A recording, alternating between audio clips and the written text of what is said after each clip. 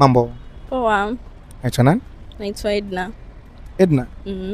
Edna anatokea wapi? Natokea Kimara. Edna wewe ni mzuri. Asante.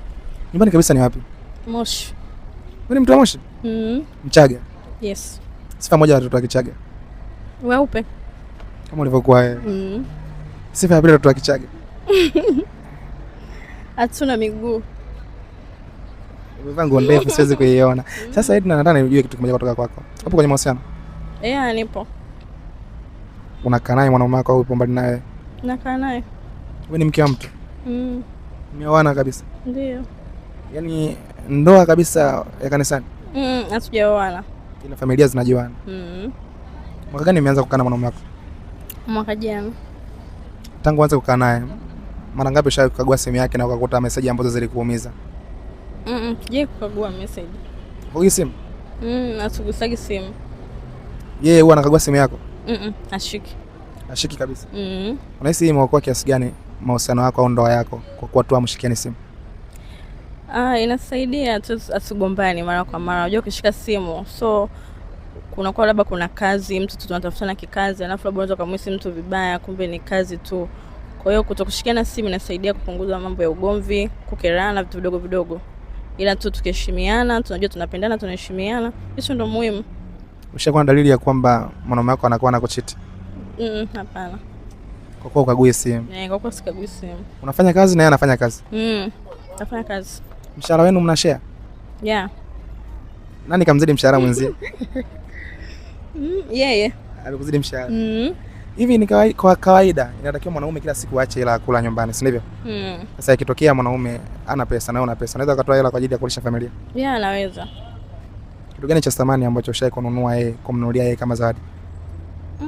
Kitu cha thamani. Yaani cha bei kubwa sana? Cha bei kubwa, unaonekana sio cha bei kubwa lakini wewe iko kwangu hiki ni cha thamani sana.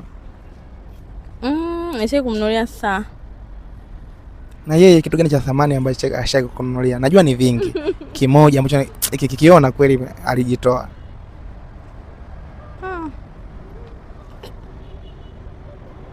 Msifie. Kuna wengine hawapei kama unavyopewa wewe. Yaani cha thamani kama labda gari, labda nyumba, labda kiwanja, labda simu kali, inategemea. Labda niseme cha thamani sana simu. Simu. Ila hicho ndio cha thamani.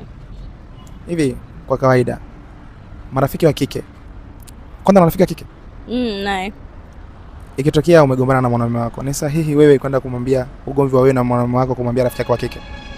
Yeah, namwambia kutokana na jinsi ninavyokaa naye.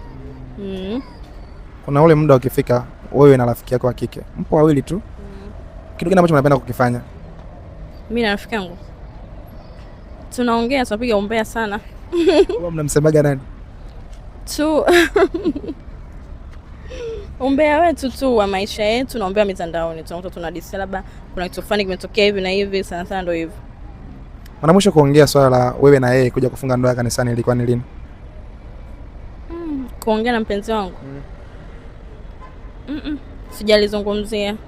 Ikitokea siku anakuja kwa baba Edna Moshi sasa huko kuja kutoa mahari, unahisi kwa uzuri uliokuwa nao ni kiasi gani cha mahari kinatosha kabisa wewe ukitolewa unaishi kwenye ndoa? Kutokana na uwezo wake atatoa kile ambacho ana uwezo wake, kwa sababu mimi nimeridhia kuwa naye. Kwa kama akisema na kiasi fulani sitakubaliana naye kwa vile nimeka rate kwamba atoe labda milioni fulani, hapana. Kwa hiyo kila alichokuwa na uwezo nacho atanitolea. At least isipungue kiasi gani? Kila alichokuwa na uwezo nacho, siwezi kukisema. Sasa mimi natamani kitu kimoja kutoka kwako.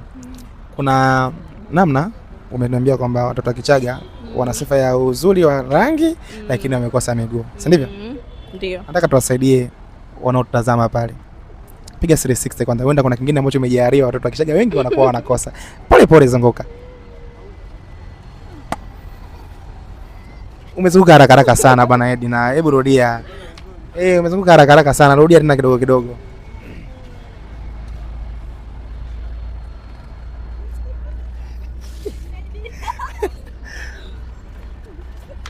Ikitokea siku kaja kujua rafiki yako anatoka na mwanaume wako, utaachana na mwanaume wako utaendelea au utaachana na rafiki yako? Ambaye nitaachana na rafiki yangu. Kwa nini? yani sijui, kwa sababu mwanaume kushawishiwa na akiamua yeye kumshawishi, maana naamini labda rafiki itakuwa yeye ndo kaamua kumapproach labda mpenzi wangu. Kwa hiyo mwanaume hata akitongozwa ni rahisi sana kukubali kwa mwanamke aweze kupindua. Kwa hiyo yeye rafiki yangu ndo ana uwezo mkubwa wa kukataa, sio mwanaume. Mwanaume ana uwezo mdogo wa kukataa. Kuna katika pelika zako ushawahi kumtongoza mwanaume na akakukubalia? Hapana. Haujawahi kukubaliwa, haujawahi kutongoza? Sijawahi kutongoza. Dinae.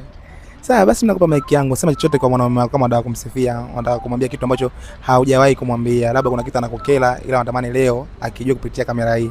Shika mic, angalia kamera yangu, ongea naye. Nisaidie kumute sauti.